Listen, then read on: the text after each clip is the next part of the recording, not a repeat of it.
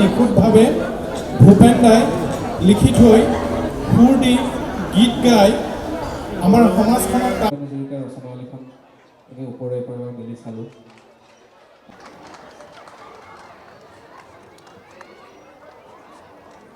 নৱপ্ৰজন্মৰ দৃষ্টিত গীতটোৰ মাজেৰে কৈ যোৱা কথাৰ কোনো হিনদেহি কৰা নাছিলে।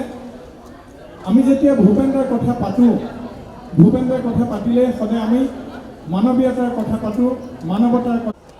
ভূপেন দাৰ এটা কালজয়ী গীত মানুহে মানুহৰ বাবে যদিহে অকণো নাভাবে, সেই একেই শ্ৰদ্ধা অ মোৰ প্ৰিয় জনগণ, সেই গীতটোতো ভূপেন দাৰ কথাই ক'ব গৈছিলে। ভূপেন দাৰ জন্ম শতবাৰ্ষিকী 25ৰ 8 ছেপ্টেম্বৰৰ পৰা আৰম্ভ হৈছে। 26 সোমালেই, 26ৰ 8 ছেপ্টেম্বৰত 100 বছৰ সম্পূৰ্ণ হ'ব।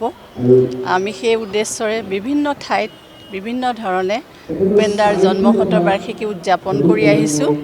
আজি গ্ৰন্থমেলাৰ প্ৰাংগণত, গ্ৰন্থমেলাৰ বাকৰিত, জুবিন গাৰ্গ সোঁৱৰণী অস্থায়ী মঞ্চত আমি ভূপেন দাক শ্ৰদ্ধা জনোৱাৰ এটা অনুষ্ঠান আৰম্ভ কৰিছোঁ।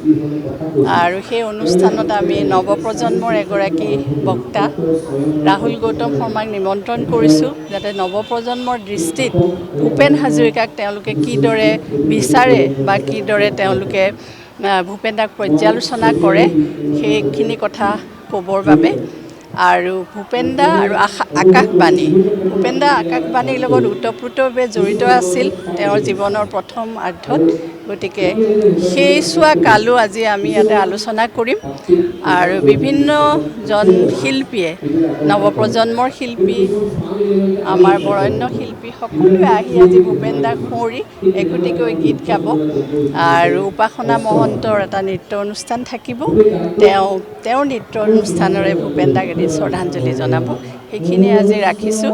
পৰৱৰ্তী সময়ত আমাৰ কিছু অনুষ্ঠান এইদৰে হৈ থাকিব। ভূপেন হাজৰিকা সাংস্কৃতিক ন্যাসৰ উদ্যোগত আজি অসম প্ৰকাশন পৰিষদ সৌজন্যত আমি এই অনুষ্ঠান অনুষ্ঠিত কৰিছোঁ।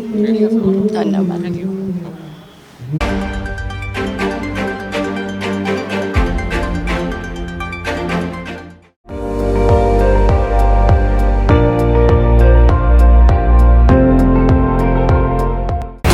আপুনি চাই আছে ND24, সৰ্বশ্ৰেষ্ঠ নহয় সৰ্বোত্তমৰ দৌৰত।